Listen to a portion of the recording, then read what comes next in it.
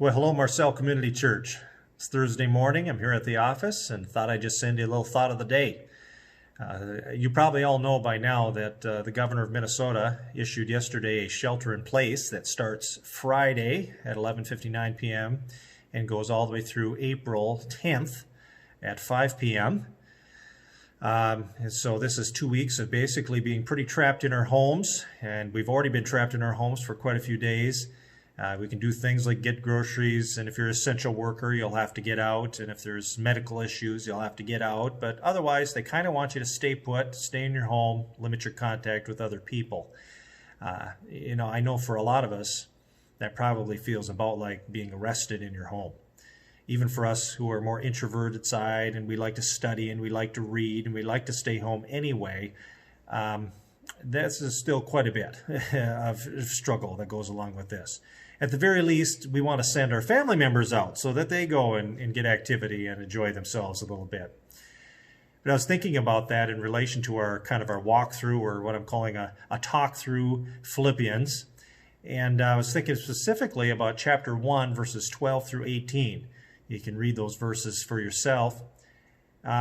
Remember that Paul is under house arrest. He's awaiting his trial before Caesar. He doesn't know whether he's going to be executed in the end of this trial or if he's going to be set free at the end of this trial.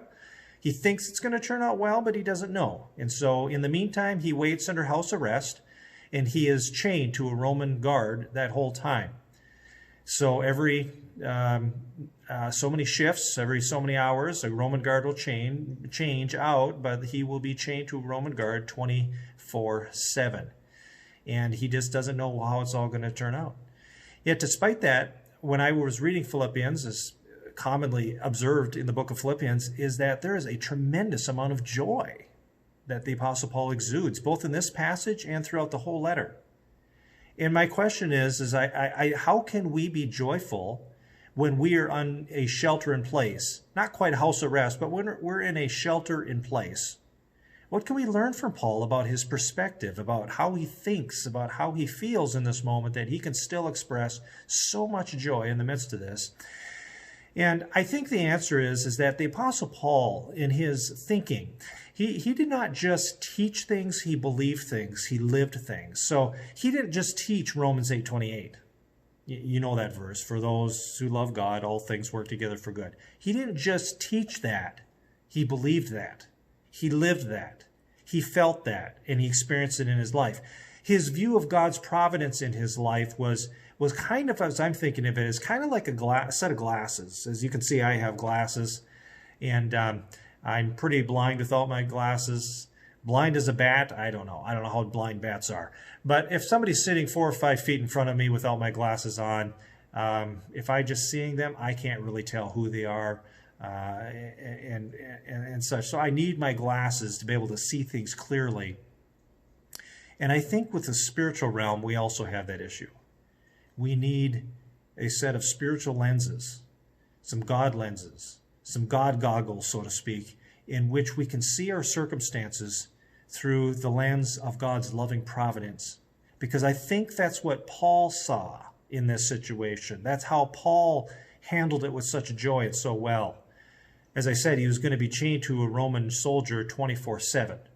So every so many hours there'd be a changing of the guards, and he would have a different soldier. So that means that the Apostle Paul in this situation had a captive audience to the gospel 24/7.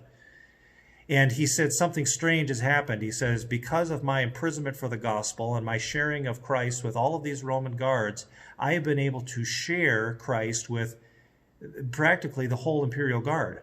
The whole imperial palace has heard about Christ. They probably got their earful of the gospel, and they went back and they told other people, you got to get chained to that guy, Apostle Paul, and watch him, because he has got some really interesting ideas. I don't know what all this gospel means yet, this good news about Jesus, but it's really interesting. You got to hear his stories and his experiences so far. And on it went, and I'm sure as gospel seeds were sown in places that never would have been sown otherwise, I'm sure gospel seeds took root in hearts that would have never taken root otherwise. God used this situation for the advancement of the gospel. And Paul saw it. He saw it, and he rejoiced. He says, what has happened to me has really turned out for the advancement of the gospel. he could see it because he had those God goggles on, those ability to see the situation through the lens of what is God doing. But then he says something else in verses 15 through 18. In that section, he notes the fact that it hasn't all been easy.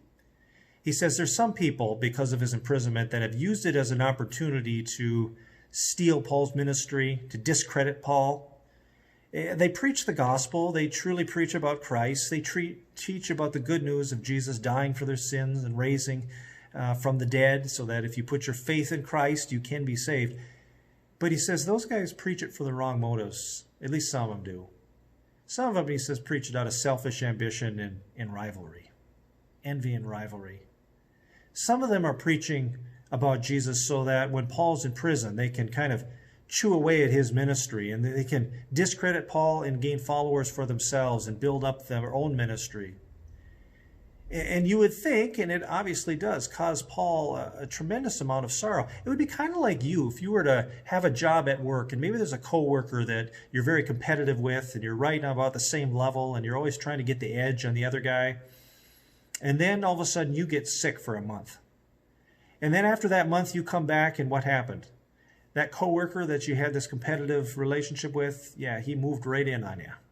He's in with the boss in ways that you wished you could be. He's overseeing some of the tasks that you used to be in charge of. He got the edge on you. He hurt you in the process. You were a time when you were down, and he seemed to kind of kick you while you're down, right? Same thing with the Apostle Paul. He's in prison.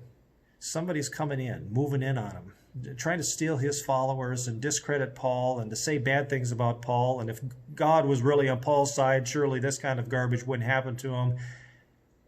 And so there's this kind of competitiveness that goes on. And, you know, that kind of thing happens today as well. It might be a surprise to you, but sometimes churches get a little competitive. Maybe even in this season where we're having online services. You know, there's this competitiveness of who can have the best online service, the best social media presence. And is it possible that there's going to be some churches that trying to steal sheep from other churches and build up their own ministry by a very strong online presence during this time? I would say not only is it possible, just knowing human nature, it's probable. But what allowed Paul to have joy even in the midst of that? Because he kept his eyes on Jesus. What does it matter, he said, in the big scheme of things? Whether they preach out of pretense, whether they preach out of right motives, as long as Jesus is being preached and the gospel message is being proclaimed. That's all that matters. That's all that matters. Again, Paul put on those God goggles, those God lenses, and saw things in a very clear way of the loving providence of God involved in his life, working all things for good. So how about you? Put on your God goggles in the midst of this COVID-19 and shelter in place and live Romans 8:28 and know that God is somehow going to use this for your good, for the nation's good, for the church's good, for his part of his plan, for his glory in all things. So I just want to say that's all I got for you today, friends. Get your God goggles on, stay focused on Jesus, and stay safe. And Lord willing, we'll see you in a couple days.